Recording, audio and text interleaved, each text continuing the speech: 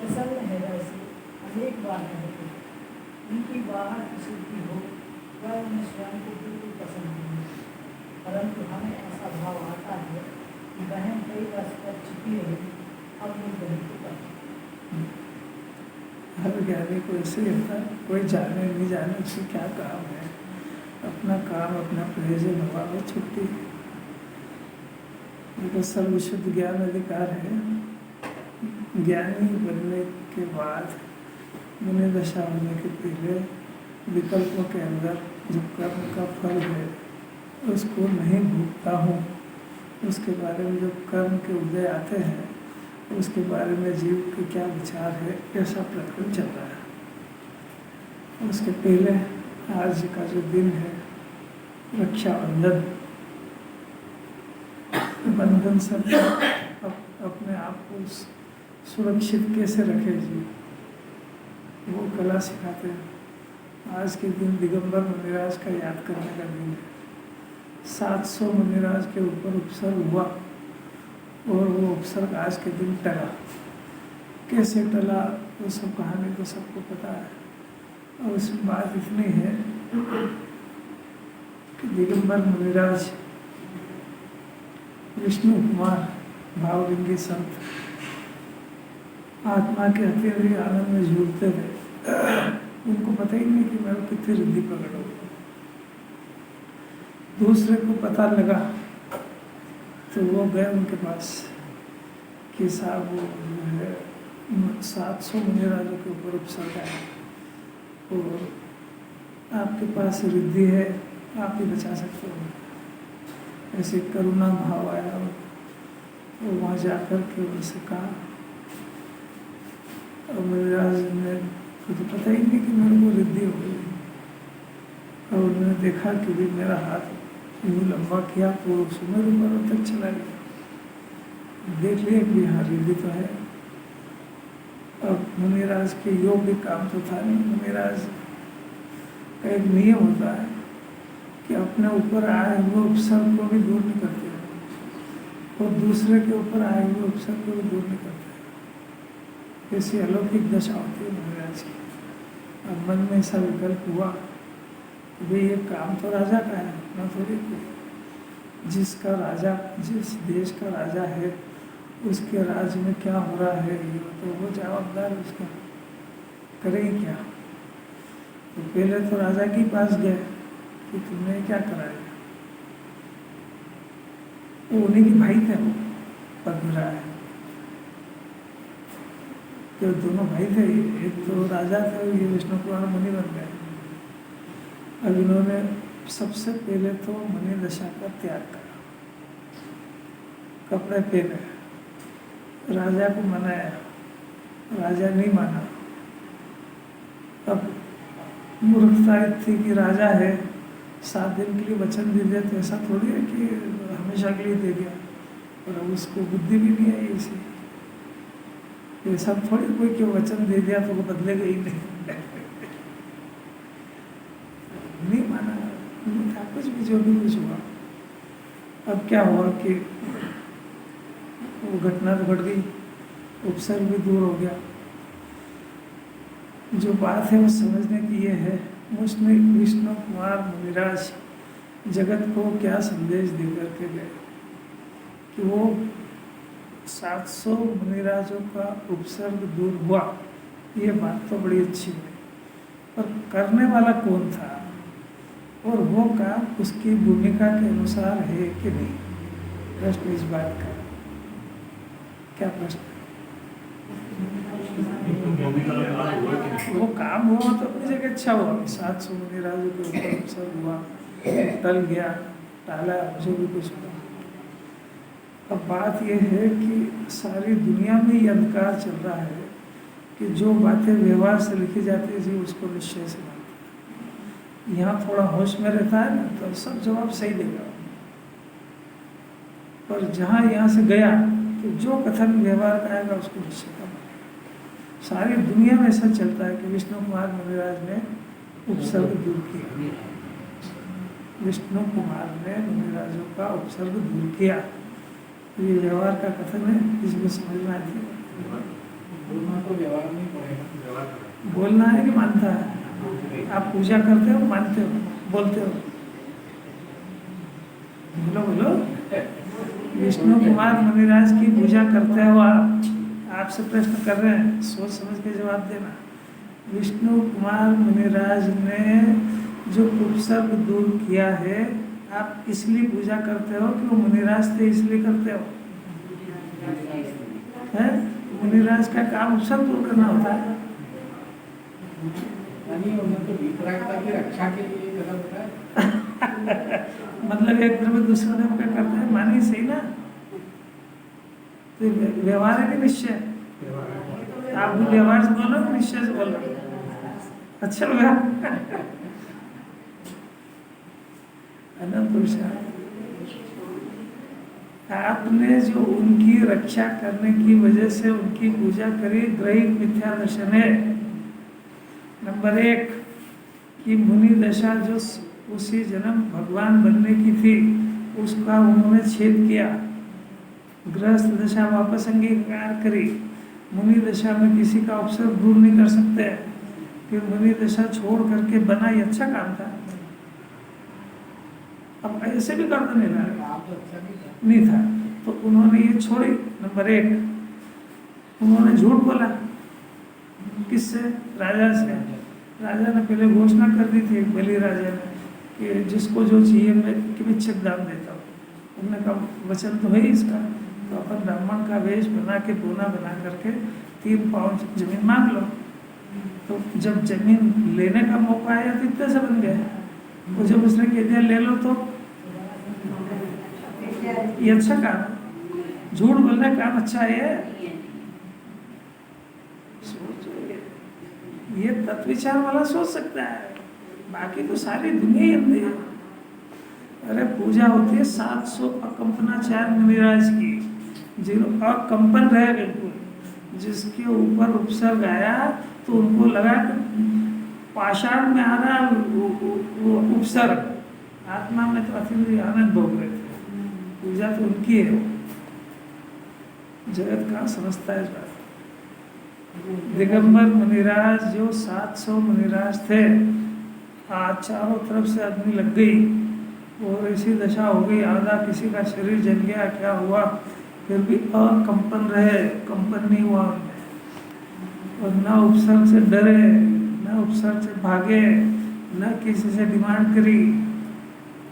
धन्य दशा तो वो है, उसी की पूजा होती है। ये तो वात्सल्य अंग की प्रशंसा है, पूजा नहीं है। चल बड़ी जगत है और व्यवहार से कहते भी ऐसा, जगत निश्चय व्यवहार थोड़ी समझता है। वो तो सीधे ही मानता है कि विष्णु कुमार मुनिराज ने उपसर्ग दूर किया इसलिए पूजा करो।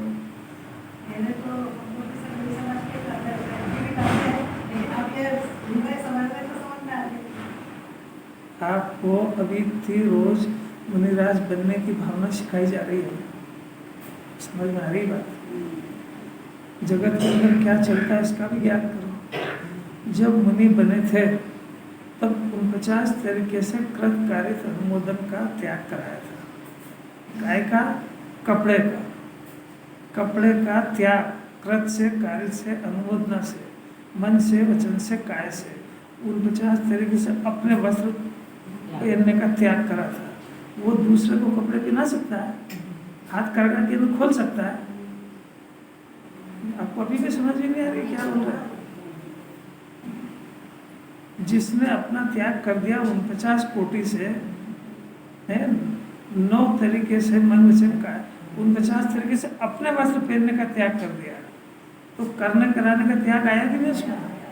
तो हाथ करके उद्योग खोल करके और किसी को कपड़े पहनाने की प्रेरणा दे सकते हैं? सारी दुनिया अंधी है, क्योंकि तत्व सुनता कौन है? बोलना मत यहाँ से बाहर, समझता नहीं है जीव कुछ भी, तुम्हारे माथा फोड़ देगा। अगर वो बुरी अवस्था में बचाव करते तो उनकी बुरी अवस्था करते ये तो कौन समझे? मेरी कोटी टूट गई तो दूसरे का बचे कि नहीं बचे उसके वो ध्यान देने, ये नरक जाएगा। आपने ये भी तो उसी भाव से गए। आपने अभी पहले जो चल रही वो बात समझो, आपने जो प्रतिज्ञा भंग करी उसका पाप का जवाबदार कौन है? अपन है कि जिसने करी वो, जिसने करी वो, और जो उसको नहीं मान रहा वो नहीं है, वो भी है। अच्छा जैन दर्शन समझना भी हंस मजाक नहीं है। अभी तो पहले एक ही प्रकरण सुन लो, अभी अब तो जितना छेड़ दो तो फिर वो प्रकरण ही बदल जाता है। तो बोल रहा हूँ कि उसको ऐसे भाव क्यों है कि मैं रक्षा करूँ? वो तो देखो अभी सब बात बताते हैं। अभी तो वास्तविक स्थिति क्या है ये समझना चाहिए।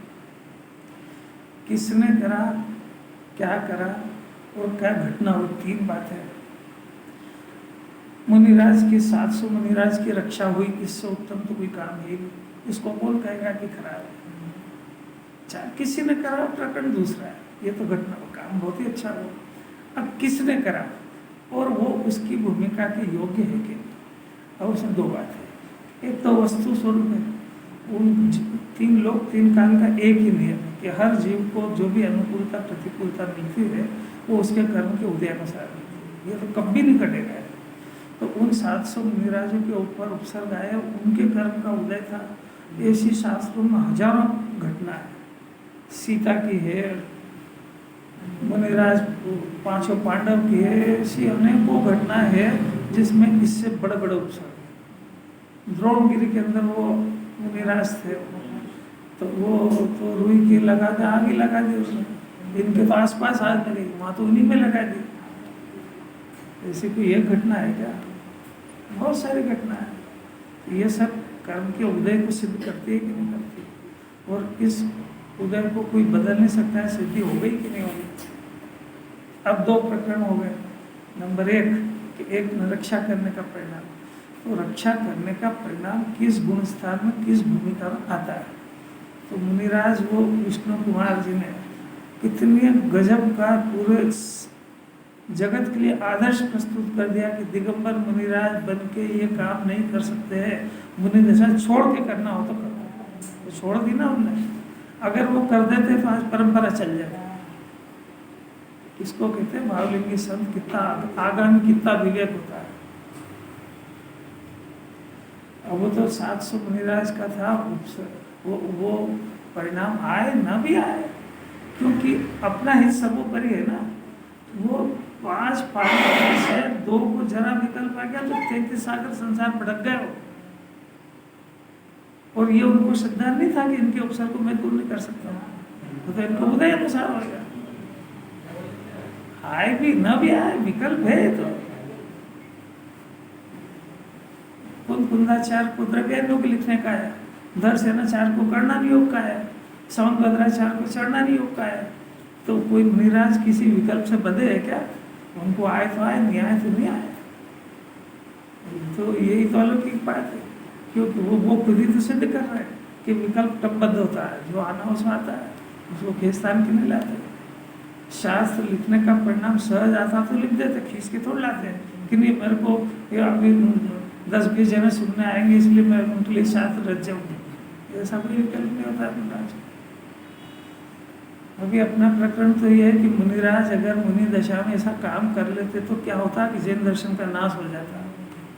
एक आदर्श तो ये रख के गए कि अगर किसी के बारे में ऐसा कोई विकल्प आए तो सबसे पहले तो मुनि दशा का त्याग करो, त्याग करा।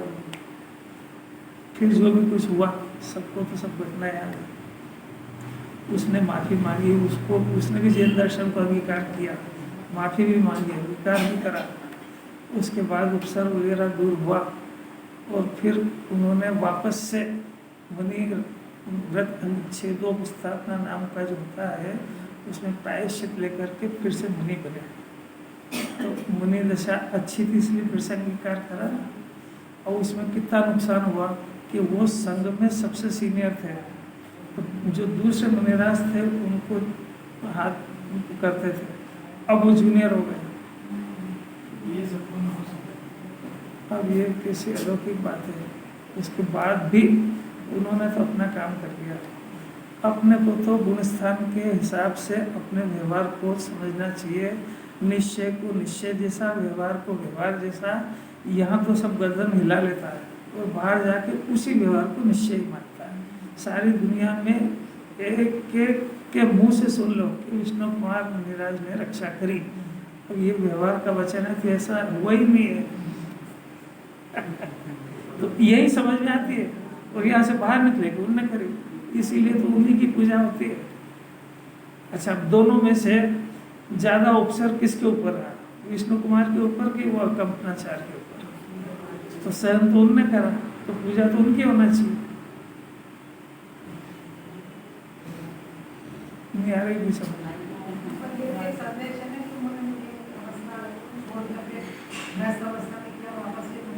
ये काम अच्छा है क्या? ये तो भाग्य की बात है कि वो वापस से मुनि दशा लेके मोक्ष चले गए, वो 2 पांडव नहीं जा पाए ना। अरे जो अच्छा काम वो अच्छा समझना चाहिए ना।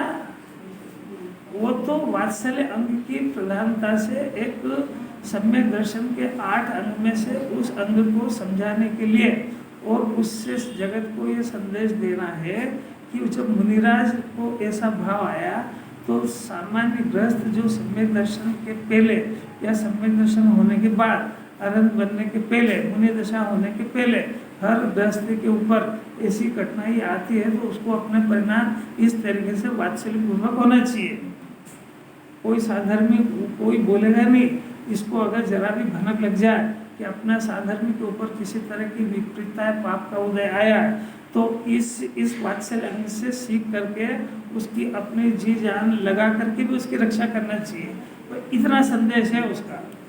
जब वो विष्णु कुमार मुनिराज ने अपनी मुनि दशा को छोड़ करके और मुनिराज के लिए इतना सारा किया, बस उसमें से इतना सीखना है कि आप जब तक मुनिराज नहीं बनो, भावलिंगी संत नहीं बनो, तब तक अज्ञान दशा में भी और ज्ञानी होने से मुनि बनने के पहले तक भी किसी भी साधर्मी के ऊपर असाधा का उदय आए और वो आपके ज्ञान में आ जाए तो वो बोलेगा नहीं, ये उसकी शालीनता है।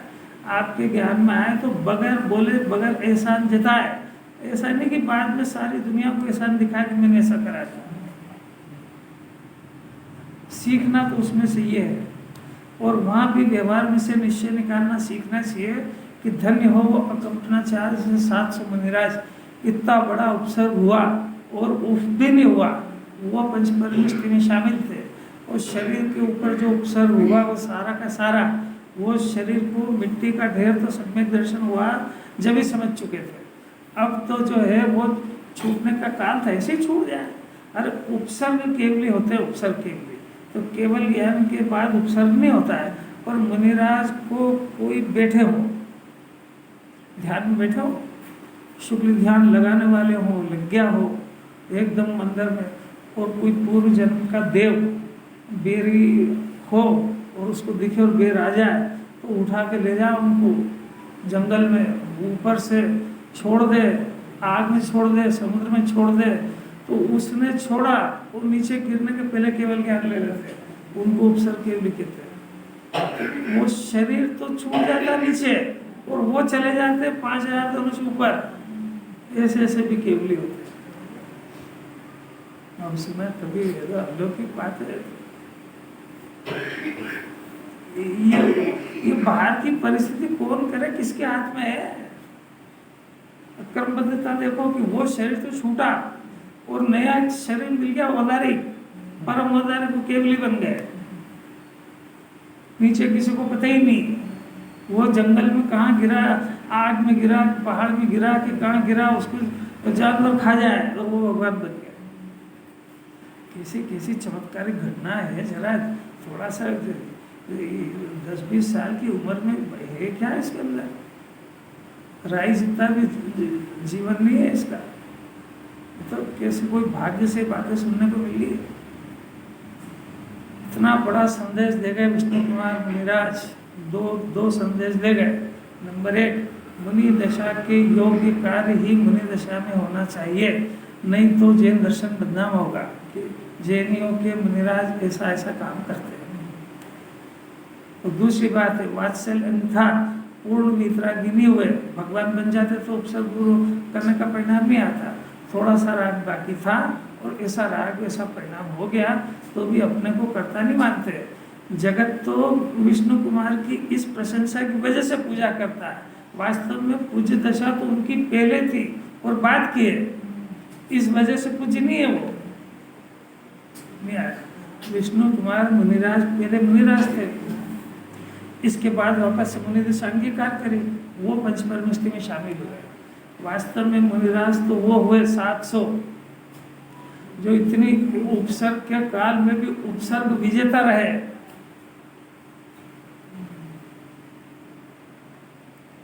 उनकी पूजा होती है 700 कल्पना चाहिए, पर अब हर जगह पूजा में यही लिखा है।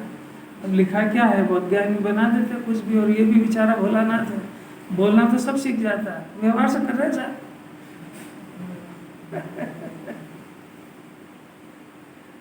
कितने अजब गजब की बात।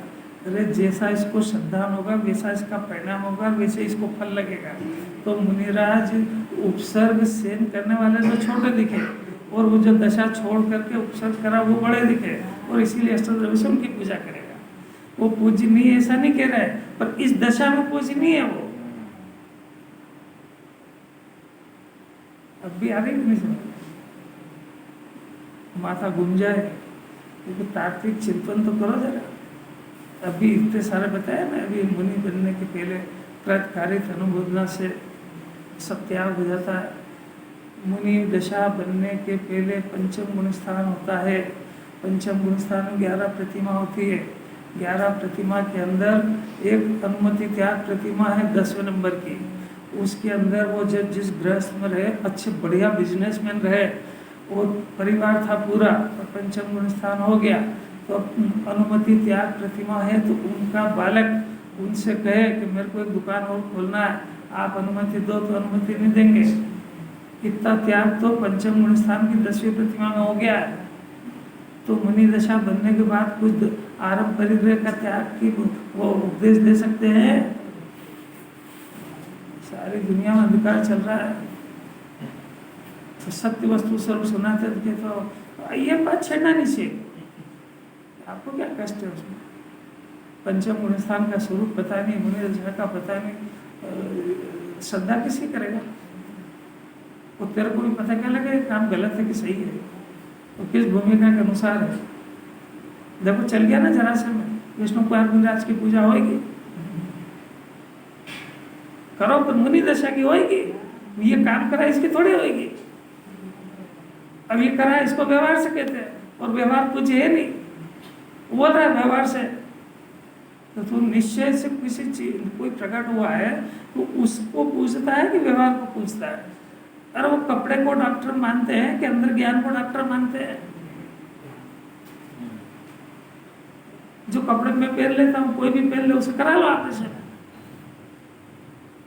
अद्भुत बातें है, जरा बहुत समझने की बात है।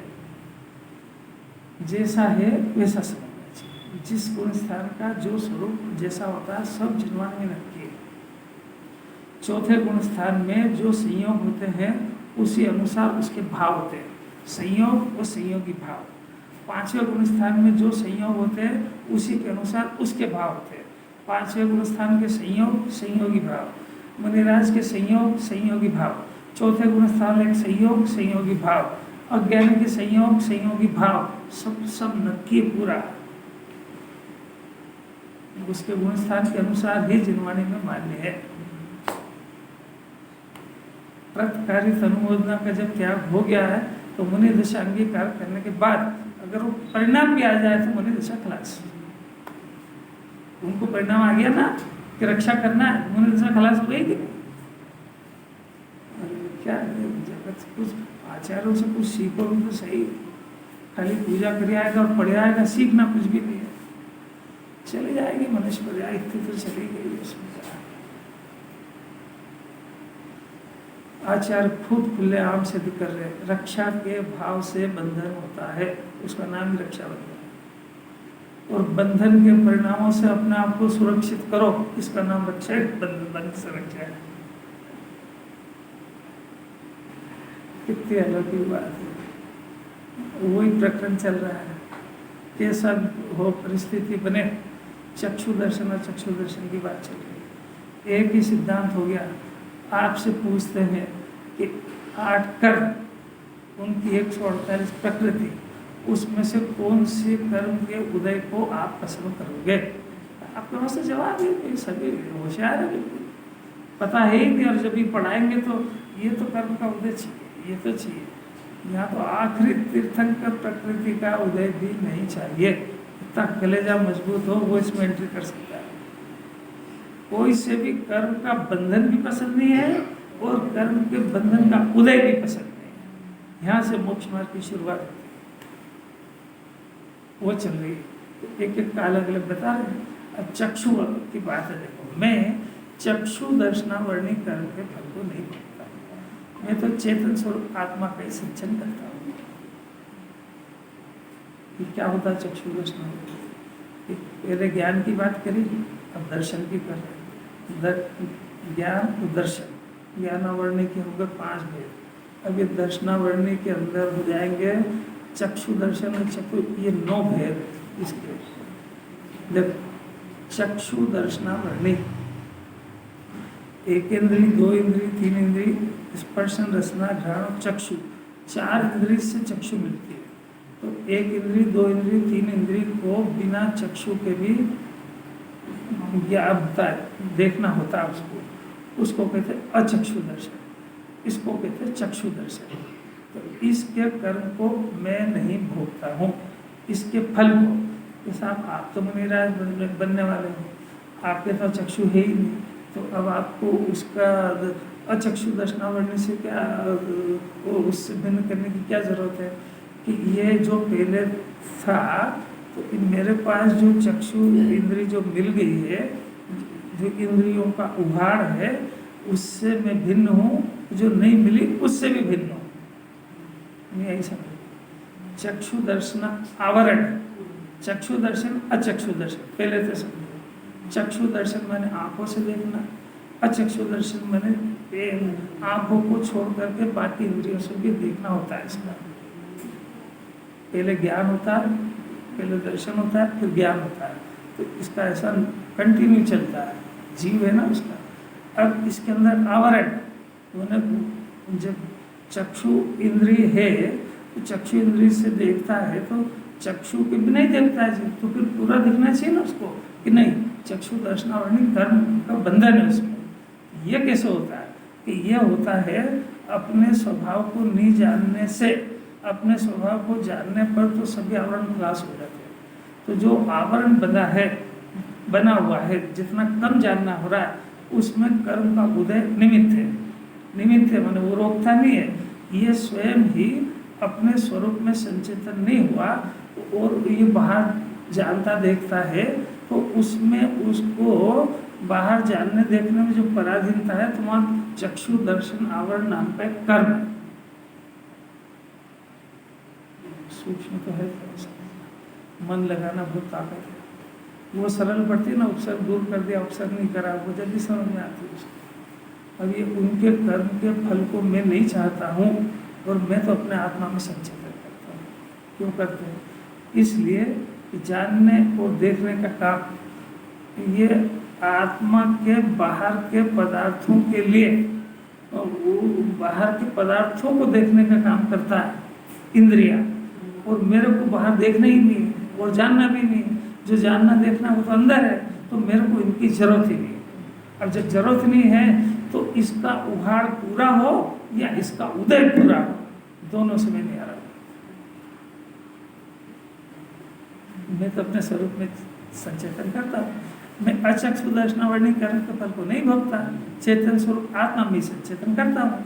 मैं अवधि दर्शनावरणी के फल को नहीं भोगता हूँ, चेतन स्वरूप आत्मा की संचेतन करता हूँ। मैं केवल दर्शनावरणी कर्म, केवल ज्ञान, केवल दर्शन, उसका कर्म का फल मैं नहीं भोगता हूँ। आत्मा में ही संचेतन करता हूँ। संचेतन का अर्थ है कि आत्मा को ही अपना मानता हूँ, उसमें ही एकाग्र होता हूँ, उसी के फल को भोगता हूँ। बाहर को नहीं भोगता हूँ, उसमें संचित नहीं होता हूँ। अब ये तो हो गए 4 चक्षु और चक्षु दर्शन, अवधि दर्शन, केवल दर्शन।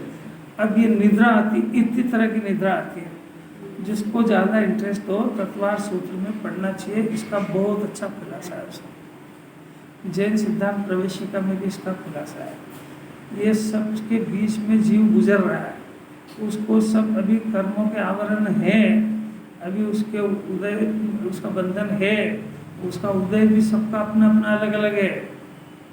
इतनी तरह की निद्रा है। सुनो, मैं निद्रा दर्शनावर्णी कर्म के फल को नहीं भोगता हूँ, चेतन स्वरूप आत्मा को ही भोगता हूँ। नींद आती नींद। अब निद्रा निद्रा दर्शनावर्णी कर्म पढ़ना है इसमें। मैं निद्रा निद्रा दर्शनावर्णी कर्म के फल को नहीं भोगता, चैतन्य स्वरूप आत्मा का ही संचेतन करता हूँ। मैं प्रचला दर्शनावर्णी कर्म के फल को नहीं भोगता, चैतन्य स्वरूप आत्मा का ही संचेतन करता हूँ। मैं प्रचला प्रचला दर्शनावर्णी कर्म के फल को नहीं भोगता, चैतन्य स्वरूप आत्मा का ही संचेतन करता हूँ। मैं स्त्यान वृत्ति दर्शनावर्णी कर्म के फल को नहीं भोगता, चैतन्य स्वरूप आत्मा का ही संचेतन करता हूँ। ये प्रचला प्रचला, निद्रा निद्रा और ये प्रचला, ये सब उसमें तत्वार सूत्र में बहुत डिटेल है। ये निद्रा के भेद है। इसमें जो आखिरी है स्त्यान वृत्ति दर्शनावर्णी कर्म, ये एक ऐसी नींद होती है खतरनाक, बहुत गहरी होती है। तो उस गहरी नींद के अंदर ये अपने घर की कोई संपत्ति, सोने चांदी की पोटली बांध बूंद के उस जंगल में कहीं जाके छुपा के आ जाए नींद में, और वहाँ छुपा के आ जाए, घर पे आके फिर सो जाए, और सुबह उसको पता ही नहीं लगे कि भी रात को कहाँ गए थे, कहीं नहीं गया, पता ही नहीं। उसको कहते हैं स्त्यान गद्दी दर्शनावर्णी कर्म के उदय में ऐसी नींद आती है। अब वो घर में मिले ही नहीं, वो सब परेशान हो जाए, खुद भी परेशान हो, पर इसको याद नहीं रहती। और फिर कभी कालांतर में उसको 6 महीने में, साल भर में, 2 दिन में, जब भी वापस से ऐसी नींद आए और फिर वो जाके लेके आ जाए, वो ला के फिर रख दे, उसको पता ही नहीं है सब काम नींद में कर आया। ऐसी भी कोई नींद होती होगी, इसे भी जिनवाणी में लिखा है। अपन तो खाली सुनी लो। ऐसे ऐसे कर्मों का बंधन होता है, ऐसी ऐसी होती है। तो वो कह रहे हैं कि मैं इसको भोगता ही नहीं हूँ, मैं तो अपने स्वरूप में संचेतन करता हूँ। इतनी अपूर्व बात है। अब देखो आगे पढ़ना आगे। मैं साता वेदनी कर्म के फल को नहीं भोगता। अब देखो वेदनी कर्म की बात चली, ज्ञानावर्णी हो गई, दर्शनावर्णी हो गई। अब ये वेदनी की, वेदनी में 2, साता वेदनी, असाता वेदनी। वेदनी कर्म और उसका 2 भाग, साता वेदनी, असाता वेदनी। पढ़ो। मैं साता वेदनी कर्म के फल को नहीं भोगता, चैतन्य स्वरूप आत्मा का ही संचेतन करता हूँ। मैं असाता वेदनी कर्म के फल को नहीं भोगता, चैतन्य स्वरूप आत्मा का ही संचेतन करता हूँ। इसी बल के ऊपर ज्ञानी किसी भी साता वेदनी के फल को नहीं चाहता है। क्यों? क्योंकि वो वेदनी कर्म है, उसका फल संयोग में आता है, वो जीव उसको नहीं भोगता है। और ज्ञानी अपने को ज्ञान स्वरूप समझ चुका है, तो वो ज्ञान ये को छूता भी नहीं है, और वेदनी कर्म का फल संयोग में आता है, और वो उसको छूता नहीं होने से असाता वेदनी के उदय से घबराता नहीं है, साता वेदनी के उदय को पसंद नहीं करता है। पसंद तो अपने शुद्ध आत्मा को करता है, इसलिए शुद्ध आत्मा में ही संचेतन करता है। लगाओ दिगंबर मुनिराज के ऊपर। ये बात तो चौथे गुणस्थान में समझ गया था, तो वहाँ जो अग्नि लग गई तो साता का उदय था कि असाता का? असाता। ये क्या कह रहे हैं कि मैं असाता वेदनी के उदय को नहीं भोगता हूँ, तो आत्मा के आनंद को भोगने में लगे हुए थे। ये तो अपने को अज्ञानता में ऐसा दिखता है, दया का परिणाम भी होता है, वो सब दिखता है कि ये मुनिराज के ऊपर ये उपसर्ग आया तो बहुत दुखी होंगे, वो उसको नहीं भोगते, वो तो आनंद को भोगते। मुनिराज का स्वरूप ही समझ जाए जब रहस्य की बात समझो। वेदनी कर्म का काम क्या है? इसको बाहर की कोई सामग्री प्रदान करना लाना है।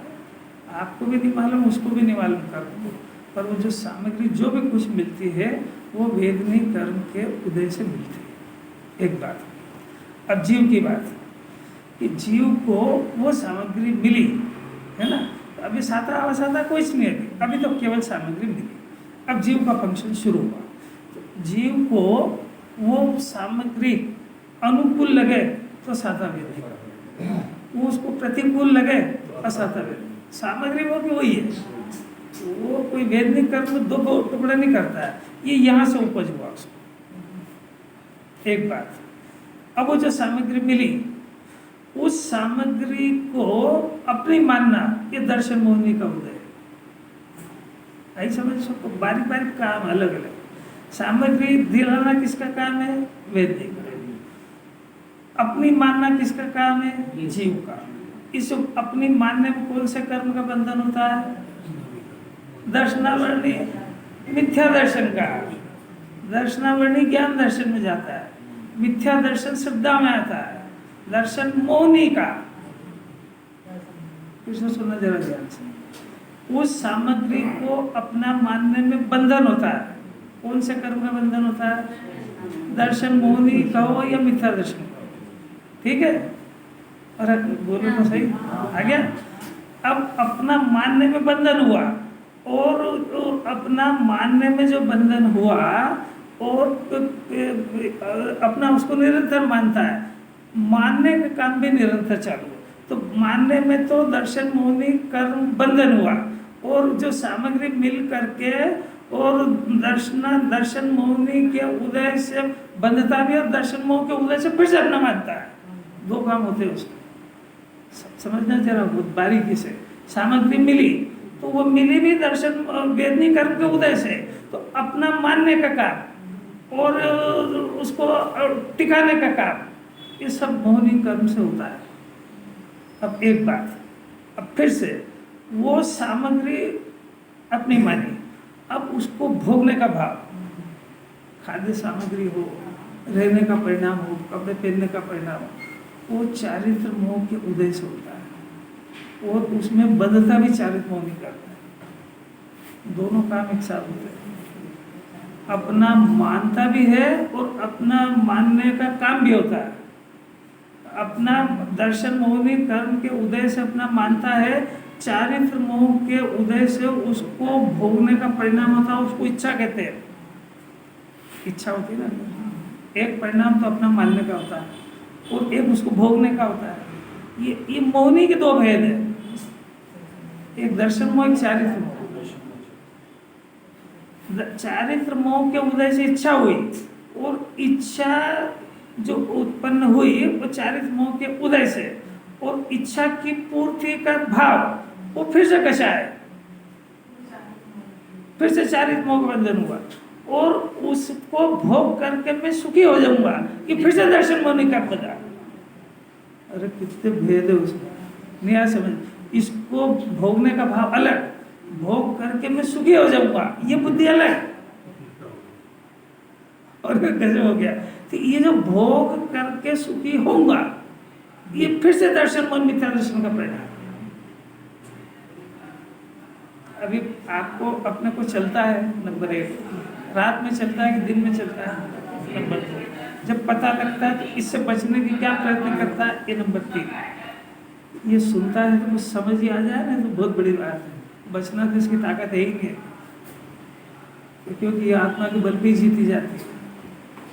जब इसको अपने शुद्धात्मा के स्वरूप को जानेगा तो 3 लोक में कोई भी पदार्थ को अपना नहीं मान सकता है। और अगर आत्मा को स्व नहीं माना है तो अपना माने बगैर ये लाभ है कि मैं अपना नहीं मानता हूँ, ये सब भाषा वर्णना है। मानना अलग चीज़ है और बोलना अलग चीज़ है। अब रही इच्छा की बात, तो इच्छा ज्ञानी की होती है, पर इसको भोग के मैं सुखी हो जाऊंगा ऐसी बुद्धि नहीं होती है। आई समझ में आई कि नहीं आई? अब ज्ञानी बना तो जब अपने शुद्धात्मा का डिसीजन हो गया तो अपना फैसला हो गया दो में, इस विश्व के अंदर सिर्फ शुद्धात्मा मैं हूँ, शुद्धात्मा मेरा है। इच्छा जो उत्पन्न हो रही है ये इच्छा विभाव है, अपराध है, कोई मोहनी वोहनी कर्म के उदय से नहीं होती है। मैं स्वभाव में नहीं रहता हूँ इसलिए पैदा होती है। जब पैदा होती है तो फिर चारित्र मोह के खाते में डालते हैं इसको, चारित्र मोह के खाते में भेद ज्ञान करने के लिए डालते हैं। अज्ञानी चारित्र मोह के खाते में स्वच्छंदी होने के लिए डालेगा, नहीं आई समझ। अब वो ताकत है यार, मन यहाँ लगाना ही बहुत पुरुषार्थ है। ज्ञानी समझ गया इस बात को तो वो स्वरूप में संचेतन करता है। तो वो इच्छा भी उत्पन्न हुई या सामग्री मिली, न तो मेरे को इच्छा की पूर्ति करना है न सामग्री चाहिए, मैं स्वभाव में संचेतन करता हूँ। तो मेरी डिक्शनरी में से साता वेदनी का उदय और असाता वेदनी का उदय ये दो भाग का लिस्ट में से हट गया, क्योंकि ये सारे संयोग के नाम है। नहीं आया समझ में। मैं जब अपने को ज्ञान जानता हूँ तो मैं जब ज्ञान जानता हूँ तो वो सामग्री गे है कि अच्छी और बुरी है। तो गे में अच्छा बुरा क्या होता है? गे तो गे। फिर से दिगंबर मुनिराज के लिए 700 मुनिराज के लिए अग्नि जली तो असाता वेदनी का उदय के साता का, अरे वो तो वो इस विश्व का परिणमन है। उस समय में इन पुद्गल परमाणु की ऐसी होने का योग्यता केवल ज्ञानी ने, ये घटना मुनि सुव्रत नाथ के जमाने की थी ये घटना। और ऋषभ देव से पूछते कि इस तारीख को इस हस्तिनापुर में क्या होगा, तो वो जानते थे कि नहीं। तो फिर बलि ने अग्नि लगाई कि नहीं लगाई? अब सबको रटा, वो बलि बहुत दुष्ट था, उसने आग लगा दी 700 मुनिराजों की। इन निर्दोष ने उनका क्या बिगाड़ा था, रोए जा तू और भी कुछ। केवली ने तो बहुत पहले ही देखा था उसने। न तो बलि ने अग्नि लगाई है और न विष्णु कुमार ने उनकी रक्षा करी। ये तो जगत का स्वतंत्र परिणाम था। वो उस बलि अपने परिणाम के सजा पा रहा है, ये अपने से पा रहे हैं। अज्ञानी बीच में फालतू के राग द्वेष के झगड़े कर रहा है, वो ज्यादा माथा खराब हुआ तो विष्णु कुमार की पूजा कर रहा है। वो क्या करेगा ज्यादा ज्यादा? नहीं आई समझ। अरे ये उल्टा मत सुनना कि विष्णु कुमार की पूजा करने का मना करा है। इसका माथा खराब है, इसका बाहर जाकर ऊंधा सीधा बोलता है।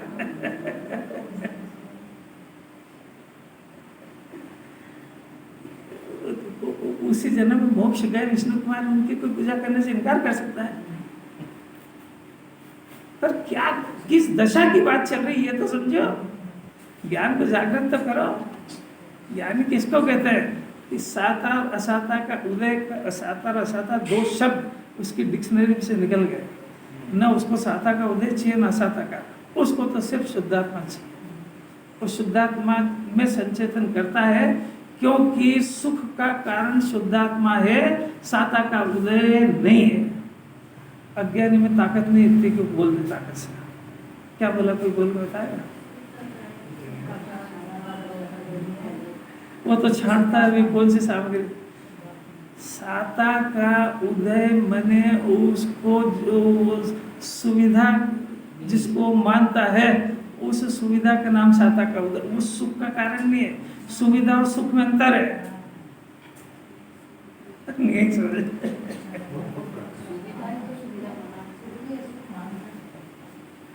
अलौकिक बात है, अलौकिक बात। इसको ठंड लग रही थी तो कपड़ा मिल गया, ठंड लग रही थी तो कोट मिल गया।